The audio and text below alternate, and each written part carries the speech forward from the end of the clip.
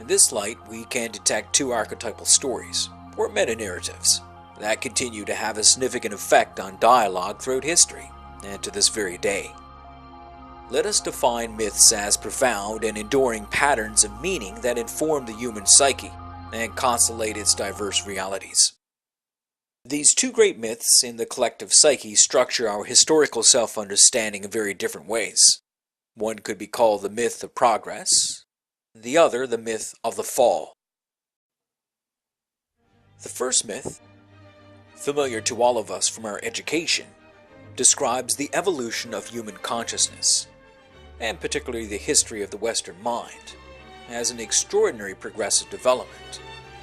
A long, heroic journey from a primitive world of dark ignorance, suffering, and limitation to a brighter modern world of ever-increasing knowledge, freedom, and well-being.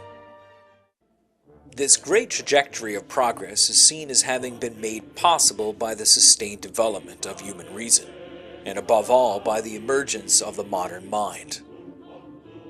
We recognize this view whenever we encounter a book or program whose title is something like The Ascent of Man. The direction of history is seen as onward and upward. Humanity is here often personified as man, and imaged, at least implicitly, as a solar masculine hero of Promethean character. Bold, restless, brilliantly innovative, ceaselessly pressing forward with his intelligence and will, breaking out of the structures and limitations of the past, forever seeking greater freedom and new horizons, ascending to ever higher levels of development.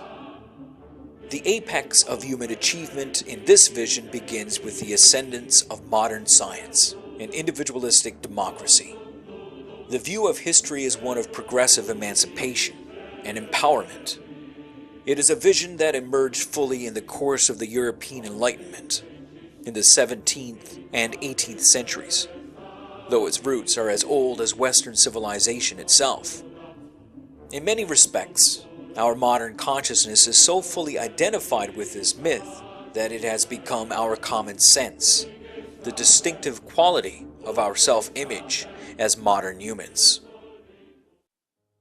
The other view, whose presence has become much stronger in our cultural discussion in recent years, though it was always present to one extent or another as a countercurrent to the progressive view, describes this story in quite opposite terms.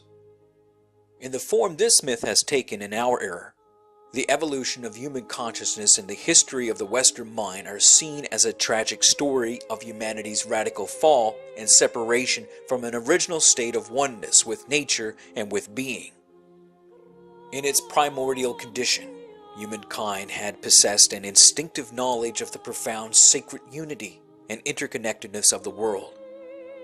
But under the influence of the Western mind, and especially intensifying with the ascendance of the modern mind, the course of history has brought about a deep schism between humankind and nature, and a desacralization of the world. This development has coincided with an increasingly destructive human exploitation of nature, the devastation of traditional indigenous cultures, and an increasingly unhappy state of the human soul, which experiences itself as ever more isolated, shallow, and unfulfilled. In this perspective, both humanity and nature are seen as having suffered grievously under a long domination of thought and society associated with both patriarchy and modernity, with the worst consequences being produced by the oppressive hegemony of the Western industrial societies empowered by modern science and technology.